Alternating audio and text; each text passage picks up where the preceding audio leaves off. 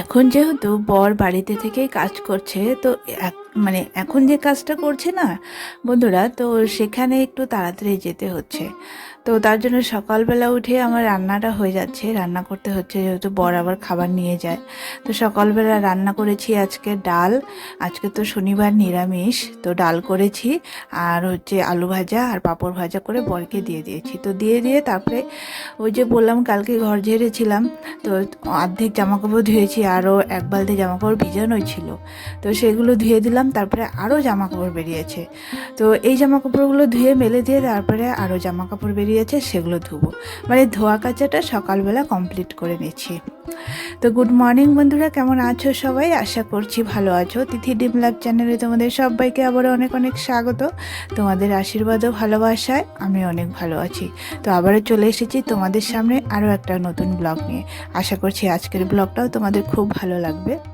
তো প্লিজ সঙ্গে থেকো আর আমার পুরো ব্লগটা দেখো। আর হ্যাঁ, যদি আমার ব্লগগুলো তোমাদের ভালো লাগে তাহলে চ্যানেলটাকে সাবস্ক্রাইব করে দিও, তো নতুন নতুন ভিডিও দেখতে পাবে। তো এই যে এদিকে দেখতে পাচ্ছ আমার জামা কাপড় ধোয়া হয়ে গেছে। তো জামা কাপড় ধোয়া হয়ে গেছে, এখন হচ্ছে সয়াবিন করব। যেহেতু আজকে শনিবার, তো ছেলে আবার শুধু ডাল দিয়ে খেতে চাইবে না, তো ছেলের জন্য একটু সয়াবিন করব। তো এই যে সয়াবিন দেখো আমি ভিজিয়ে রেখেছিলাম, আর এই যে ডাল করেছি। আলু ভাজা মানে দুটো আলু করেছিলাম শুধু বরকে দেওয়ার জন্য, তো আলু ভাজাটা নেই।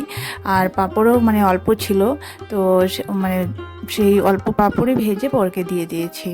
তো এই সয়াবিনটা করে তারপরে আমি আর ছেলে খাবো। তো এই যে সয়াবিনগুলো না খুব ছোট ছোট, খোলা সয়াবিন এনেছে কিন্তু খুব ছোট ছোট, খেতেও খুব টেস্ট হয়। তো আর সয়াবিনটা রান্না করব হচ্ছে আলু, বেগুন আর টমেটো দিব। বেগুন ঘরে ছিল একটার মতো, তো সেটা দিয়ে দিলাম, তরকারি গ্রেভিটা সুন্দর হবে তার জন্য। তো বন্ধুরা, তোমরা হয়তো ভাবছো যে আমি সকালবেলা একটা ভিডিও দিয়েছি, সকাল 8:30 একটা ভিডিও দিয়েছি, আবার সন্ধ্যাবেলা কেন একই দিনে দুটো ভিডিও কেন দিচ্ছি। তো মানে আমার ভিডিও দেওয়ার টাইমিংটা তো তোমরা জানো যে আমি সন্ধ্যা 7:30 ভিডিও দিই। তো কালকে ভিডিওটা আমি রেডি করতে পারিনি, একটু ব্যস্ত ছিলাম। তো ওই যে বললাম না, একটা পারিবারিক সমস্যার মধ্যে দিয়ে যাচ্ছি, তো খুব অসুবিধা চলছে একটু। মানে আমার ফ্যামিলির মানে নিজস্ব অসুবিধা তো আছেই, পারিবারিক সমস্যা তো সবারই থাকে, সাংসারিক জানোই। টাকা থাকলেও সমস্যা, টাকা না থাকলে আরও বেশি সমস্যা। তো যাই হোক, আমার সমস্যা থাক। দিদিকে নিয়ে একটু, মানে দিদিকে নিয়ে না, ভাগ্নিকে নিয়ে একটু সমস্যায় আছি। তো তো সেটার জন্য আর কি একটু বাড়ির বাইরে এদিক ওদিক যেতে হচ্ছে। তো তার জন্য আমি কালকে ভিডিওটা রেডি করতে পারিনি। তো আজকে রাত্রেবেলা রেডি করে রেখেছিলাম, সকালবেলা যার জন্য আর কি পোস্ট করেছি। আর হচ্ছে এই ভিডিওটা আজকে মানে রেডি করে তারপরে যে আপলোড করলাম। তো যাই হোক, এদিকে আমি সয়াবিনটা রান্না করছি, আর হচ্ছে ছেলে ওদিকে খিদে পেয়ে গেছে। তো এখন বাজে প্রায় সকাল 10:30। তো আমি তাড়াতাড়ি এই যে সয়াবিনটা করে তারপরে ছেলেকে খেতে দেবো। চলো।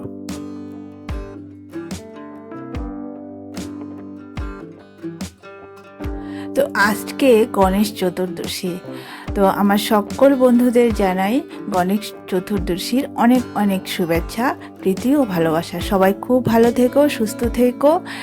আর অনেকে হয়তো পুজো করছো, তাদেরকে জানাই অনেক অনেক অভিনন্দন, ভালোবাসা। ছোটদের ভালোবাসা, বড়দের আমার প্রণাম জানাই।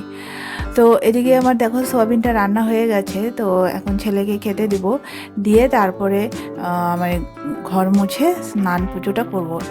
তার মধ্যে আবার ফোন এসেছিল, ওই যে দিদি আসবে, তো দিদিকে নিয়ে একটু যেতে হবে থানায়।